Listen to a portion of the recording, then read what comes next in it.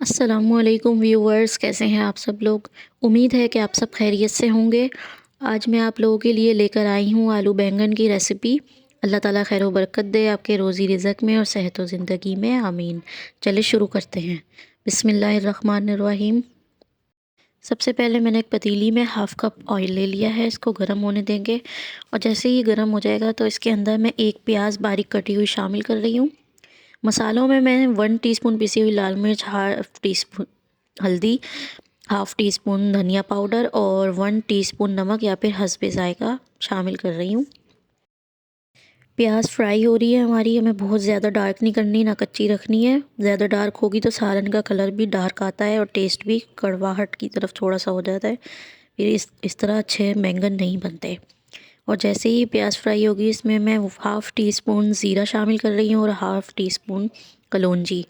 और इसके अंदर मैंने 1 किलो बैंगन शामिल कर रही हूँ और आधा किलो आलू मैंने इसके अंदर शामिल कर दिए हैं।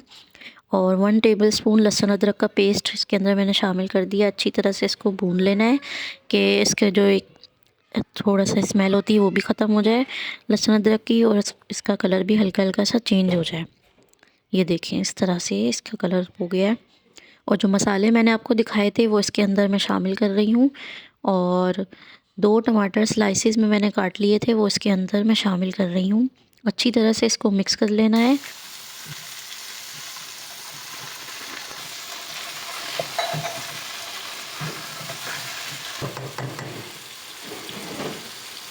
अब इसमें मैं 1 गिलास पानी शामिल कर रही हूँ ताकि ये इसी में ही गल जाए।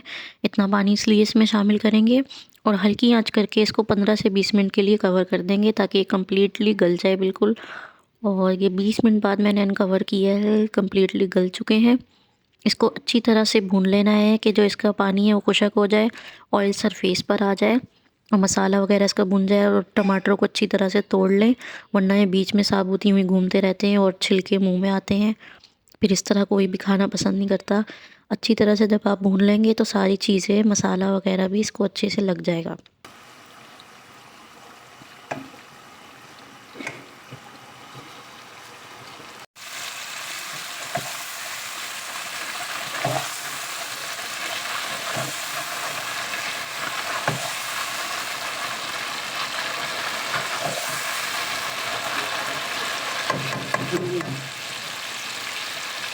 अब मैं इसके ऊपर बारीक कटी हुई हरी मिर्चें गार्निश कर रही हूँ।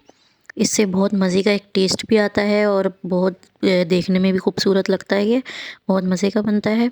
और बारीक कटा हुआ हरा धनिया मैंने इसके ऊपर गार्निश कर दिया है। अब इन तमाम चीज़ों को अच्छी तरह से मिक्स कर लेंगे ताकि ये सही से इसके अंदर एडजस्ट हो जाए। और ये बिल्कुल तैयार हो चुके हैं। इसके बाद इसको डिश आउट करेंगे, इस खूबसूरत से बर्तन में निकाल के अपनी फैमिली को, अपने घर वालों को, रिश्तेदारों को खिलाएं।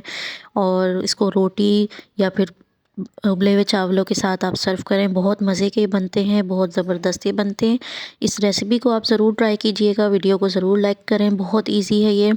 और बताइएगा ज़रूर आपको कैसी लगी। दुआओं में याद रखिएगा। Thanks for watching the video. मिलते हैं आप सबसे इंशाल्लाह नेक्स्ट वीडियो में। जब तक के लिए अल्लाह हाफिज़।